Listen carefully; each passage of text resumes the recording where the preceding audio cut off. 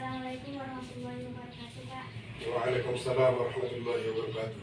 Perkenalkan, Pak, nama saya Rodotin Sakinah Siregar, mahasiswi Universitas Sultan Syarif Hasim Riau, jurusan Manajemen Pendidikan Islam, Fakultas Tarbiyah dan Keguruan. Adapun, Pak, tujuan saya datang ke sini untuk melakukan observasi ataupun wawancara kepada Bapak tentang manajemen peserta didik di SDN 101540 Malilang Lama, yaitu tentang penerimaan peserta didik baru. Dan ada pun, Pak, beberapa pertanyaan saya tentang penerimaan peserta didik baru. Yaitu yang pertama, Pak, bagaimana sistem perencanaan penerimaan peserta didik baru di SDN 101540 ini, Pak?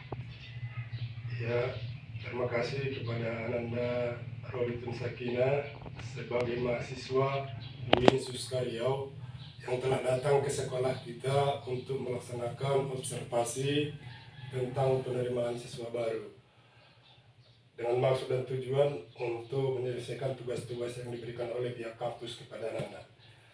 Jadi di sini sebagai sistem perencanaan atau penerimaan siswa baru di sekolah kita, yang pertama sistemnya adalah pihak sekolah dan komite mengadakan musyawarah tentang pembentukan panitia penerimaan siswa baru. Kemudian yang kedua, membuat surat edaran tentang waktu pendaftaran siswa baru. Dan surat edaran ini nanti berhubung karena sekolah kita berada di pedesaan, kita berikan kepada siswa-siswa kelas 1 sampai kelas 6 untuk disampaikan kepada adiknya atau orang tuanya apabila nanti datang waktunya pendaftaran, supaya orang tua datang membawa anaknya ke sekolah untuk mendaftar. Kemudian yang ketiga, lampiran tentang syarat-syarat pendaftaran siswa baru, itu pun kami lampirkan nanti sehingga orang tua setelah datang ke sekolah ini sudah lengkap membawa persyaratan-persyaratan pendaftaran siswa baru di sekolah kita. Baik, Pak. Baik, Pak, pertanyaan kedua, berapa kuota siswa baru, Pak, yang diterima di sekolah ini setiap tahunnya? Apakah ada kuota tertentu dengan melihat ruang kelas di sekolah ini, Pak? Iya, tentang kuota penerimaan siswa baru di sekolah kita. Berhubung karena sekolah kita ini ruangan kelas hanya 6 kelas, sehingga untuk kuota penerimaan siswa baru di sekolah kita sebetulnya melihat lingkungan dan kondisi di lingkungan sekolah kita adalah masih dalam pedesaan dan jumlah peserta didiknya masih sedikit, sehingga untuk kuotanya setiap siswa yang datang ke sini harus kita tampung. Kalaupun tidak bisa nanti kita buat menjadi satu kelompok, maka bisa kita buat menjadi kelompok. Ada yang masuk pagi, ada yang masuk sore, demikian. Baik, Pak. Jadi, Pak, pertanyaan selanjutnya, dalam menerima peserta didik baru, Pak, dan dalam menyeleksinya, apakah ada syarat-syarat dari sekolah yang menjadi bahan pertimbangan untuk kelulusan siswa tersebut, Pak?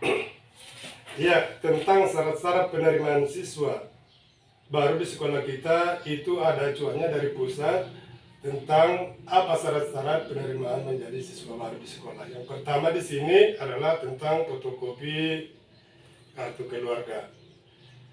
Kemudian yang kedua, fotokopi akta kelahiran. Dan yang ketiga, ijazah TK ataupun sederajat apabila ada. Kemudian yang keempat, ini untuk yang keempat ini kartu bantuan yang berbentuk sosial, contohnya KIP, KPS bagi yang ada.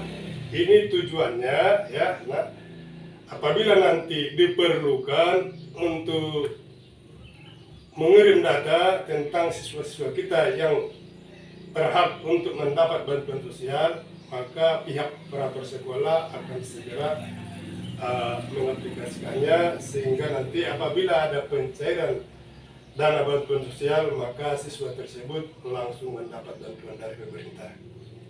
Begitu. Baik, Pak, pertanyaan selanjutnya, apa-apa saja, Pak, yang dilakukan peserta didik baru dalam masa orientasi? Ya, sebetulnya di tingkat SD masa orientasi itu ada pihak sekolah yang mengadakannya hanya sekedar ya. Cuman kalau di sekolah kita yang pertama perlu ada persiapan ya tentang masa orientasi. Yang pertama mengusahakan untuk membentuk panitia MOS atau masa orientasi sekolah.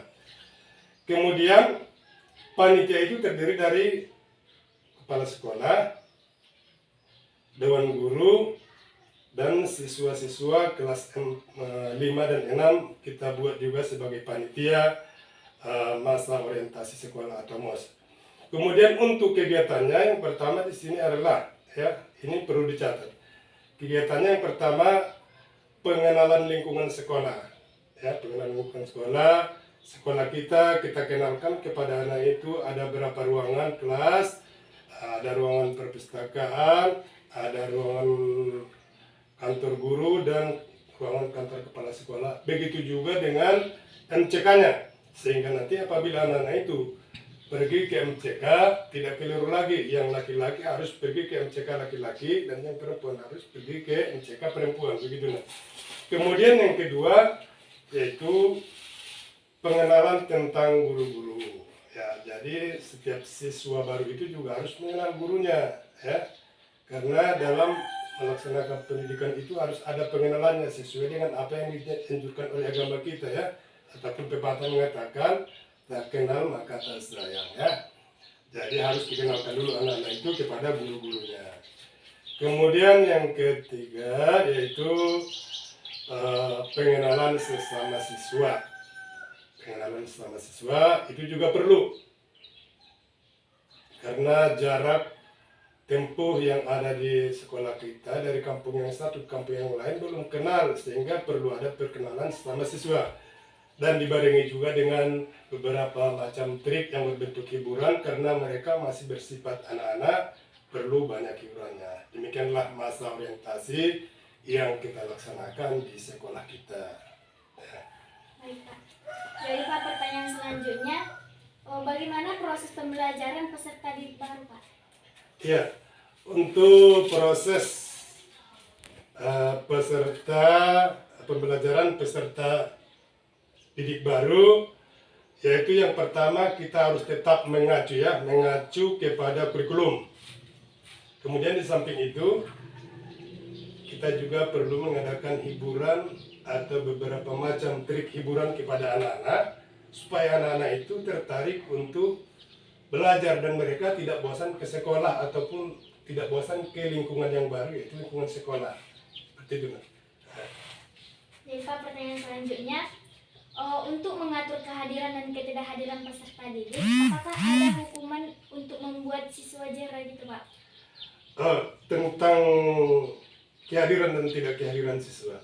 Iya, Pak. Jadi di sini pertanyaan Anda tentang masalah hukuman. Sebetulnya kalau masalah hukuman itu hampir ya di sekolah kita ini tidak melakukan hukuman apalagi yang berhubungan dengan fisik.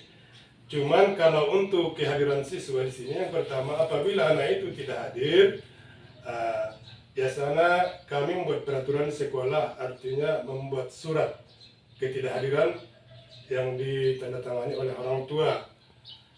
Kemudian apabila anak itu tidak datang ke sekolah tanpa ada keterangan, maka perlu kita adakan pemanggilan, ya, bukan pemanggilan. Yang pertama setelah kita panggil, kita berikan nasihat agar dia tetap hadir ke sekolah karena menuntut ilmu adalah merupakan kewajiban ya.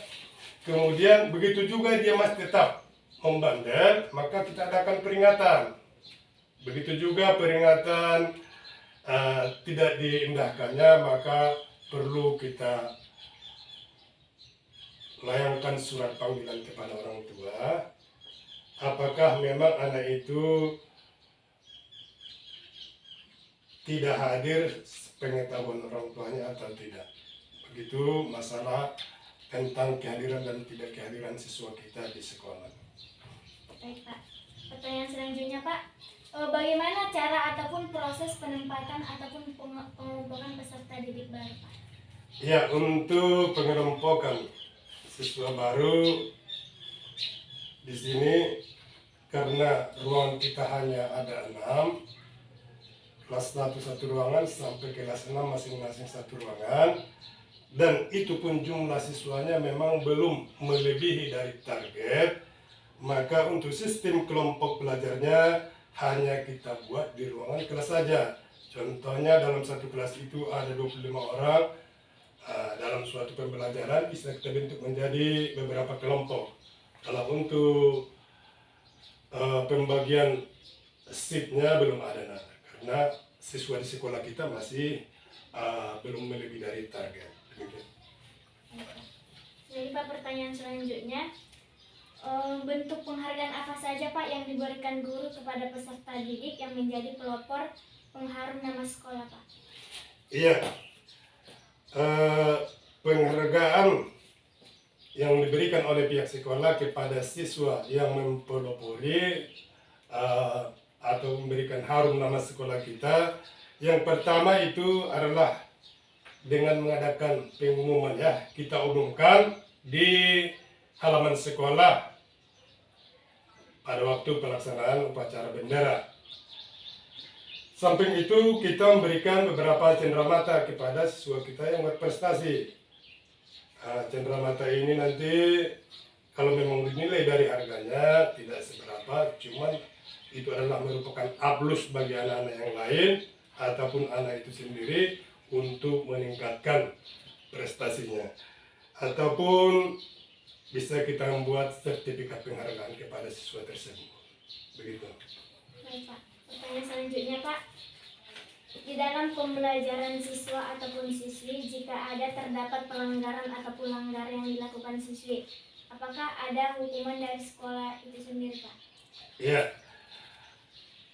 untuk pertanyaan tentang anak-anak atau siswa yang melanggar peraturan-peraturan sekolah yang sudah kita tentukan, itu kalau masalah hukuman, ya nak, sebetulnya kalau di sekolah kita itu hukuman itu artinya hampir tidak ada, sesuai dengan apa tadi, kehadiran dan tidak kehadiran siswa.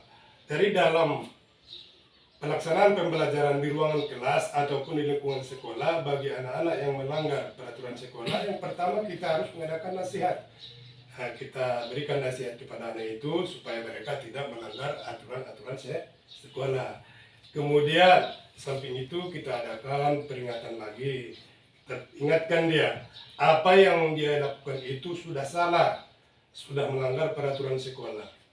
Begitu juga dia tetap membandel, maka kita harus memanggil orang tua, ya, harus memanggil orang tua. Bagaimana cara solusi supaya anak itu bisa seperti siswa yang lain dalam melaksanakan pembelajaran sekolah untuk tidak melanggar peraturan. Baik Pak, pertanyaan selanjutnya, berapa kali Pak proses evaluasi pembelajaran peserta didik di setiap tahun di sekolah ini Pak? Iya, untuk penilaian di sekolah kita sesuai dengan acuan yang ada di kurikulum. Mana itu? Yang pertama penilaian, ya. Penilaian harian itu karena di sekolah kita sudah memakai kurikulum UK13, maka penilaian hariannya setiap subtema harus ada penilaiannya, ya, setiap subtema. Kemudian apalagi yang kedua tentang penilaian PTS, penilaian tengah semester. Penilaian tengah semester ganjil, penilaian tengah semester genap. Kemudian yang ketiga yaitu penilaian akhir semester atau PAS, ya. Dan yang terakhir adalah penilaian akhir tahun. Itulah penilaian yang ada di sekolah kita. Yang pertama penilaian harian itu tergantung berapa subtema, ya, berapa subtema